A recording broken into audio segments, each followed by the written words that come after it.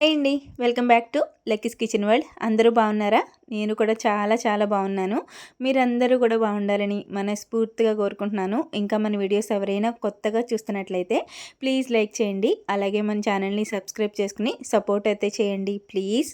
ఇంకా మన వీడియోస్ని చూస్తూ లైక్ చేస్తూ సపోర్ట్ చేస్తూ ప్రతి వీడియోకి మంచిగా కామెంట్ పెడుతున్న వాళ్ళు ప్లీజ్ ఈ వీడియోని కూడా లైక్ చేసి ఒక స్వీట్ కామెంట్ అయితే చేసేయండి. లైక్ చేయడం అయితే అస్సలు మర్చిపోద్దండి. మీ లైక్స్ చాలా చాలా ఇంపార్టెంట్. ప్రతి ఒక్క లైక్ కూడా ఒక సపోర్టర్ లెక్క అనుకుంటాను. నిజంగా నాకు పెరిగే లైక్స్లో ఒక్క లైక్ పెరిగినా ఒక సపోర్టర్ పెరిగారనే ఫీల్ అవుతానండి. ప్లీజ్ సపోర్ట్ అయితే చేయండి. ఇంక వీడియోలోకి అయితే వెళ్ళిపోదాము. ఈ వీడియో వచ్చేసి ఎప్పటిది అంటే మొన్న సోమవారం రోజు వీడియో అనమాట. ఇంకా ఆ రోజైతే దేవుడి గది డీప్ క్లీనింగ్ అయితే చేసుకున్నానండి. ముందు రోజే ఇల్లంతా శుభ్రంగా కడిగేసుకొని సోమవారం నుంచి పూజ చేసుకోవచ్చు కదా అని చెప్పి ఇంకా ఆ రోజు ఉదయం లేచి దేవుడి గది అంతా డీప్ క్లీన్ చేసుకున్నానండి. డీప్ క్లీన్ అయితే నేను నెలకు ఒక్కసారి చేసుకుంటాను. బాగా చిరాగ్గా అనిపిస్తే 15 రోజులకు ఒకసారి చేసుకుంటాను అనమాట. మ్యాక్సిమం నేను నెలకు ఒకసారి చేసుకుంటానండి. పీరియడ్స్ అయినా 5th డే కానీ 6th డే కానీ వీలుని బట్టి అనమాట. 5th డే మంగళవారం శుక్రవారం అలా వచ్చిందంటే ఆ రోజు చేసుకోను. 6th డే చేసుకుంటాను అనమాట.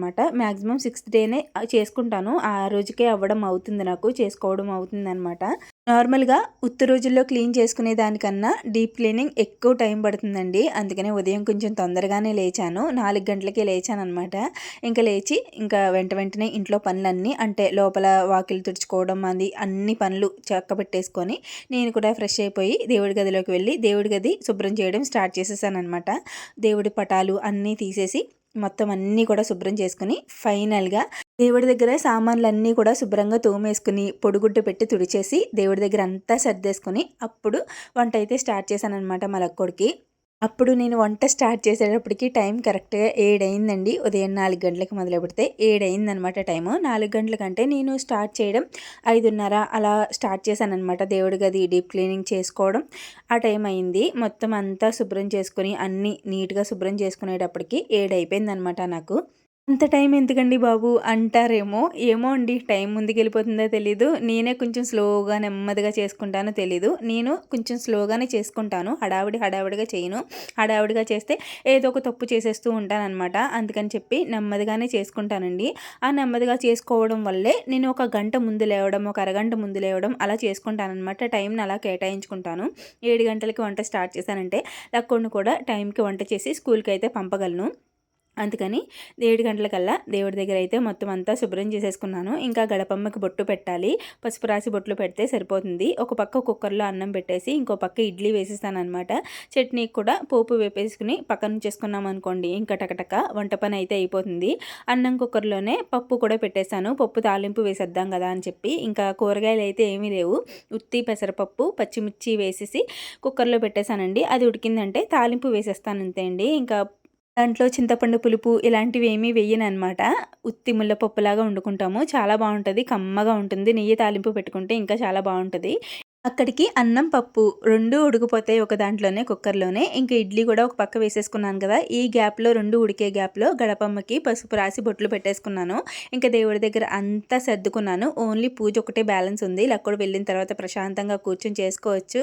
అప్పుడే 5 రోజుల నుంచి పూజ చేసుకోవట్లేదు కదా అని చెప్పి ఇంకా నేనైతే పూజ బ్యాలెన్స్ ఉంచుకొని మిగతా అన్నీ సర్ది పెట్టేసుకున్నానండి. ఇంకా మా ఆయన కూడా ప్రతి సోమవారం మా ఊరి శివాలయానికి అయితే వెళ్ళొస్తారు. నేను పూజ చేసుకుంటే ఆయన శివాలయానికి వెళ్ళొచ్చేస్తారని చెప్పి మలక్కోడిని పంపిన తర్వాత చేసుకుందామని ఇంకా వంటగదిలోకి అయితే వచ్చేసి మలక్కోడికి ఇడ్లీలోకి కంపల్సరీ చట్నీ ఉండాలి.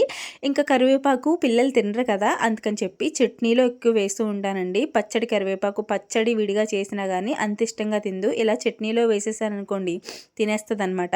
గొల్ల శనగపప్పు పల్లీల చట్నీ అంటే చాలా ఇష్టం. ఇలా వైట్గా ఉండి చట్నీలు చాలా ఇష్టంగా తింటుంది లక్కోడు. అందుకని చెప్పి గొల్ల శనగపప్పు ఇంకా కరివేపాకు కొంచెం జీలకర్ర అలాగే దాంట్లోనే 4 వెల్లుల్లి రెబ్బలు వేసి వేయించేసి పచ్చిమిర్చి వేసుకుంటే పచ్చిమిర్చి వేసుకోవచ్చు, లేదు ఎండుమిర్చి కూడా వేసుకొని చేసుకోవచ్చండి. చట్నీ చాలా బాగుంటుంది. చట్నీకి పోపు అయితే వేపుకుని పక్కన పెట్టేసుకున్నాను. అది చల్లారేలోపు ఇంకో పక్క అన్నం అయితే ఉడికిపోయిందనమాట. పప్పు కూడా పక్కకు తీసేసుకుని దానికి కూడా తాలింపు వేసేసుకున్నానండి. కొంచెం బద్దలాగే ఉంటుంది ఆ పప్పు.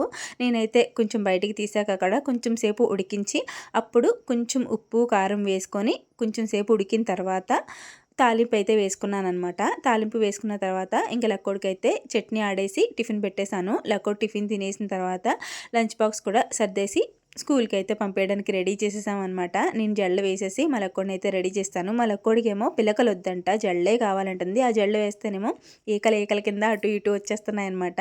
అలా కాదు, కొంచెం ఎదిగే వరకు పిలకలే వేస్తానమ్మా అంటే, కాదు నాకు జడలే కావాలంటుంది, ఏకలు వచ్చినా పర్వాలేదంటుంది అనమాట. ఇంకా కొంచెం ఎదిగితే రిబ్బన్ల జడలు కూడా వేసేయచ్చు మీ లక్కోడికి. లక్కోడైతే జడలు వేసేసుకొని టిఫిన్ తినేసి చక్కగా వాళ్ళ డాడీ షూ వేసేసుకొని స్కూల్కి అయితే వెళ్ళిపోయింది. లక్కోడు వెళ్ళిన తర్వాత మా ఆయన కూడా వేడి నీళ్ళు పెట్టేసుకొని స్నానం అయితే చేసి గుడికి అయితే వెళ్ళిపోయారనమాట. ఇంకా నేనైతే ఇంట్లో పూజ చేసుకుంటున్నానండి. అన్నీ రెడీగా చేసి పెట్టుకున్నాను కాబట్టి ఇంకా లక్కోడు వెళ్ళగానే పూజ దగ్గర అయితే కూర్చున్నాను. నేనైతే కార్తీక మాసంలో లాస్ట్ రోజు పురాణం అయితే ఆగిపోయిందనమాట. నాకు చదవడానికి అవ్వలేదు. పోలీస్ వర్గం దీపాలు కూడా పెట్టుకోలేదు కదండి, లేడీస్ ప్రాబ్లమ్స్ తెలిసిందే కదా. ఇంకా ఒక్క పురాణం లాస్ట్ అధ్యాయం ఒకటే మిగిలిపోయిందని చెప్పి సోమవారం కూడా కదా, ఇంకా ఆ రోజు ఇంట్లో పూజ చేసుకొని కార్తీక పురాణంలో చివరి అధ్యాయం పూర్తి చేసుకొని చదువుకొని మనస్ఫూర్తిగా ఇంట్లో పూజ చేసుకొని తర్వాత తులసమ్మ దగ్గర కూడా పూజ చేసేసుకొని నేనైతే ప్రతి సోమవారం శుక్రవారం కూడా ఈ రోలు చనికాలను కూడా పూజించుకుంటానండి. పసుపు రాసి బొట్లు పెట్టి పూజ చేసుకున్న తర్వాత ఇంకా బయట పూజ లోపల పూజ అయిపోయిన తర్వాత ఇంకా కొంతసేపు కూర్చున్నాను. ఆయన గుడిలోకి వెళ్ళి వచ్చేలోపు పాలైతే పెట్టేశాను అనమాట. ఇంకో పక్క పాలు కాచేసాను. మా లక్కోడైతే ఉదయం పాలు తాగట్లేదు, టిఫిన్ తినేసి వెళ్ళిపోతుంది. ఈవినింగ్ వచ్చిన తర్వాత పాలిస్తున్నాను. ఉదయం అన్నీ ఒకసారి అంటే పిల్లలకి కొంచెం వికారంగా వాంతులు చేసుకోవడం అలా అవుతుంది కదా అని చెప్పి పాలైతే తాగనని చెప్తుందండి. ఈవినింగ్ స్కూల్ నుంచి వచ్చిన తర్వాత ఇస్తున్నాను అనమాట. మా ఆయన అయితే ఉదయం పాలే తాగుతారు, అండ్ టీ కాఫీలు తాగరనమాట. ఈవినింగ్ ఒక్క టైము టీ తాగుతారు. నాకైతే అస్సలు పాలు ఇష్టం ఉండదు. తాగితే కాఫీ తాగుతాను మార్నింగ్ టైంలో, టీ అంతగా తాగననమాట. ఎప్పుడో తప్పదు తలపోటు వస్తుందంటే తప్ప. ఈవినింగ్ టైంలో అయితే టీ తాగుతానండి. మార్నింగ్ టైంలో మాత్రం కాఫీయే తాగుతాను. ఇంకా మా ఆయన వచ్చేలోపు ఇడ్లీ కూడా కొంచెం వేడి చేసేసాను. వేడిగా ఉంటే శీతాకాలం కదండి, ఏ ఫుడ్ అయినా కొంచెం వేడిగా తినాలనిపిస్తుంది. మధ్యాహ్నం భోజనం ఎలాగో చల్లారిపోతుంది, లక్కోడికి అలాగే పెడతాం కాబట్టి మేము కూడా మార్నింగ్ టైంలోనే వండేసుకుంటాను. తర్వాత వేడిగా ప్రత్యేకంగా ఏమి వండుకోము. కనీసం ఇడ్లీ వేడిగా తిందాం కదా అని చెప్పి ఇడ్లీ వేడి చేసుకుని వేడిగా ఇడ్లీ పెట్టేసుకుని చట్నీ వేసేసుకుని తినేసాము. ఇంకా నేనైతే క్లాస్కి వెళ్ళాలి కదా, అందుకని చెప్పి నా లంచ్ బాక్స్ ప్రిపేర్ చేయడం కోసం పప్పు వండాను కదండి. పప్పులోకి వడియాలు అయితే వేపుకుంటున్నాను. మా లక్కోడికి వడియాలు అయితే వేపేసి లక్కోడి మట్టికే వేపాను అనమాట. హడావిడిగా ఇంకా స్కూల్కి పంపడం టైం అయిపోతుంది కదా, అందుకని చెప్పి లక్కోడి మట్టికే 10 వడియాలు వేపేసి బాక్స్లో పెట్టేసి పంపేశాను. ఇంకా తర్వాత మేము తినేటప్పుడు వేపుకోవచ్చులే కదా అని చెప్పి ఇంకా నేను పూజ అది అయిపోయిన తర్వాత టిఫిన్ అది తినేసిన తర్వాత వెళ్ళే ముందు బాక్స్ సర్దుకునే ముందు వడియాలు కాదు చల్లమిరపకాయలు వేపేసి మా ఆయనకి కొన్ని బాక్స్లో తీసేసి నేను కొన్ని పట్టుకెళ్ళిపోయాను. ఇంకా వేడిగా కాఫీ తాగేసి బయలుదేరిపోవడమే ఆలస్యం అనమాట. నేనైతే కొంచెం క్లాస్కి లేట్గానే వెళ్తానండి మిగతా వాళ్ళతో పోలిస్తే. ఎందుకంటే నేను వెళ్ళి స్టిచ్చింగ్ నేర్చుకోవడానికి పర్మిషన్ ఇచ్చింది ఆయనకి ఏ లోటు లేకుండా సాయంత్రం వచ్చే వరకు అన్నీ సర్ది పెట్టెళ్ళాలి కదా, అందుకని చెప్పి ఇంట్లో వంట దగ్గర నుంచి ఏదైనా సరే అన్నీ కూడా ఆయనకి సర్దేసి ఇది చేయండి, ఇలా తినండి, అలా తినండి అని అన్ని జాగ్రత్తలు చెప్పేసి అప్పుడు బయలుదేరుతానమాట. అలానే ఆయన ఏం సాయం చేయరని కాదు, చాలా హెల్ప్ చేస్తారు నాకు. వచ్చేటప్పటికి టీ కూడా పెట్టేసి ఉంచుతారు. ఆయన టీ తాగేస్తారు, నాకు కొంచెం టీ పెట్టేసి అలా ఉంచేస్తారనమాట. వచ్చిన తర్వాత వేడి చేసుకుని తాగుతాను కదా అని చెప్పి చాలా హెల్ప్ చేస్తారండి. ఆయన ఒప్పుకోకపోతే నేను ఇంతవరకు రావడం చాలా కష్టం కదా, ఆయన సపోర్ట్ ఉండడం వల్లే నేను ఇంతవరకు వచ్చాను. నిజంగా నా లైఫ్లో పార్ట్ నేను ఏదైనా సాధించాను, నేను దేనికైనా ముందుకెళ్ళాను అంటే ఆయన పార్ట్ లేకుండా, మా హస్బెండ్ సపోర్ట్ లేకుండా నేనైతే ఏం చేయలేను. ఆయన సపోర్ట్ వల్లే నేను ఇంతవరకు వచ్చాను. ఇంకా ఆయన సపోర్ట్ ఎంత ఉందో నాకు మీ సపోర్ట్ కూడా అంతే ఉందండి. చాలామంది నాకన్నా ముందు స్టార్ట్ చేసిన వాళ్ళు కూడా క్లిక్ అవ్వకుండా అలా ఉండే, ఇప్పటికీ వ్యూస్ రాక ఇబ్బంది పడుతున్నారు. వీడియోస్ పెడుతున్నారు కానీ పెద్దగా వ్యూస్ రాక అలా వచ్చేవాళ్ళు చాలామంది ఉన్నారు. కానీ వాళ్ళతో పోలిస్తే నేను కొంచెం బెటరే అనిపిస్తుంది. ఆ సపోర్ట్ మీరు నాకు ఇచ్చారు. అది కూడా మా లక్కోడిని ఇష్టపడి, నా ఫ్యామిలీని ఇష్టపడి మీరు చాలా సపోర్ట్ చేస్తున్నారు. చాలా థ్యాంక్స్ అండి. ఈ సపోర్ట్ ఎప్పుడు మీ నుంచి నాకు అలాగే ఉండాలి. ఇంకా నేనైతే క్లాస్కి వెళ్ళిపోయానండి లంచ్ బాక్స్ సర్దుకొని. మా లక్కోడికి అయితే ఫ్యాబ్రిక్ తీసుకున్నానమాట. మా లక్కోడు సుబ్రహ్మణ్యేశ్వర స్వామి షష్ఠి రోజు పుట్టింది కదా, ఇంకా డేట్ ప్రకారం అయితే December 2 పుట్టిందనమాట. అలా అని నేను 2 బర్త్డేస్ చేస్తాను, ఒకటి మానేసి ఒకటి కాకుండా. షష్ఠి రోజు నార్మల్గా కొత్త గౌను వేసి ఇంట్లో పాయసం కాస్తాను. అదే బర్త్డే రోజు అయితే కేక్ అది కట్ చేస్తామన్నమాట. షష్ఠి రోజు ఒకవేళ కేక్ అది కట్ చేయించినా ఎవరు నాన్ వెజ్ ఎగ్ ఎలా అని చెప్పి తినరు కదండి. మ్యాక్సిమం అందరూ కూడా షష్ఠి వరకు కార్తీక మాసంలో షష్ఠి వరకు నాన్ వెజ్ తినరు. అలా అని ఎగ్ లేకుండా ఎగ్లెస్ చేసినా కానీ మ్యాక్సిమం బేకరీలో మనం ఆర్డర్ పెట్టాము అంటే ఎగ్లెస్ అయినా సరే నాన్ వెజ్ అని చెప్పి కేక్ మట్టుకు ఎవరు తినరు. అందుకని నేను సుబ్రహ్మణ్యేశ్వర స్వామి షష్ఠి రోజు అయితే కేక్ అయితే కట్ చేయించరండి. నార్మల్గా ఇంట్లో పాయసం చేసుకుని గుడికి వెళ్తాము అంతే. ఇంకా ఆ రోజు కూడా అలా చేద్దాం కదా అని చెప్పి ఫ్రాక్ మాత్రం నార్మల్ ఫ్రాక్ కుట్టేద్దాం అనుకున్నాను ఫస్ట్.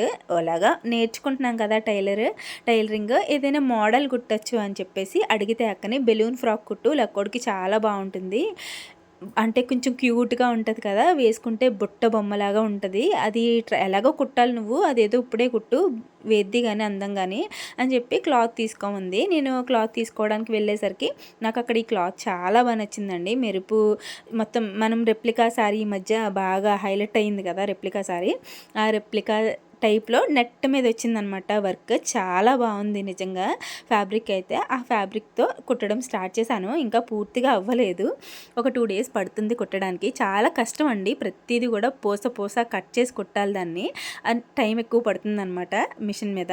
ఆ రోజుకైతే సగం పార్ట్ అంటే పై పార్ట్ కంప్లీట్ అయింది. ఇంకా మధ్యాహ్నం లంచ్లోకి అయితే మా ఐటమ్స్ అన్నీ చూసే ఉంటారు మీరు. అలా అందరం కలిసి తెచ్చుకున్న ఐటమ్స్ అన్నీ అలా పెట్టుకొని అందరం టేస్ట్ చేస్తాము ఒక్కొక్క ముద్దలో. ఇంట్లో ఉంటే ఒకటే కూర, అక్కడికి వెళ్తే 4 కూరలు అంటారు కదా, అంటే సామెత ఉంటుంది కదా, అది ఎందుకులేండి ఇప్పుడు. అలా ఉందనమాట. ఇంట్లో ఉంటే ఒకటే కూరతో తినాలి, అక్కడికి వెళ్తే 4 కూరలతో తినచ్చు.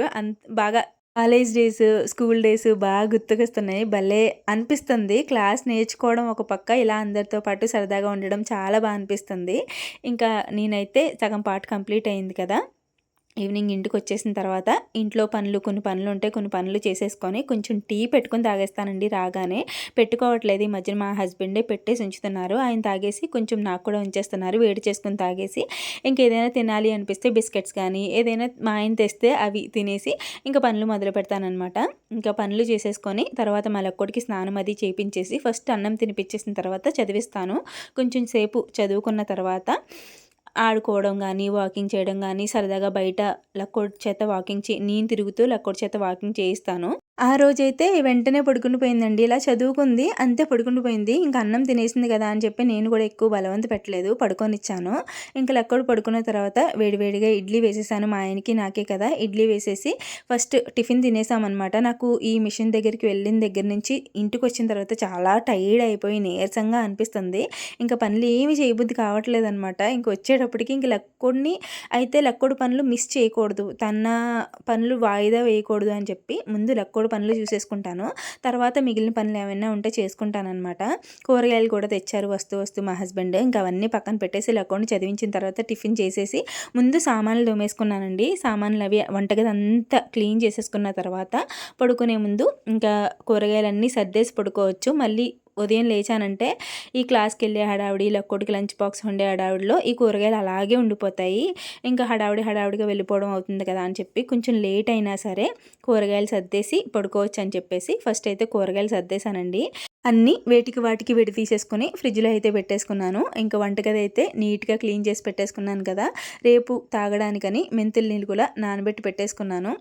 అంతే, ఫైనల్గా ఇంక వెళ్ళి మీ కామెంట్స్ చూసి రిప్లై ఇచ్చే ఓపిక ఉంటే ఇస్తున్నాను, ఇవ్వలేని ఓపిక లేదు, ఇంక నిద్ర వచ్చేస్తుందంటే పడుకుంటున్నానండి. ఈ మధ్య కొంచెం రిప్లైలు ఇవ్వట్లేదు ఎవరికి, ఏమీ అనుకోవద్దు, ఇదే కారణం అనమాట. అంతే అండి ఈ వీడియో. మళ్ళీ వీడియోలో కలుద్దాం. Thanks for watching. బాయ్.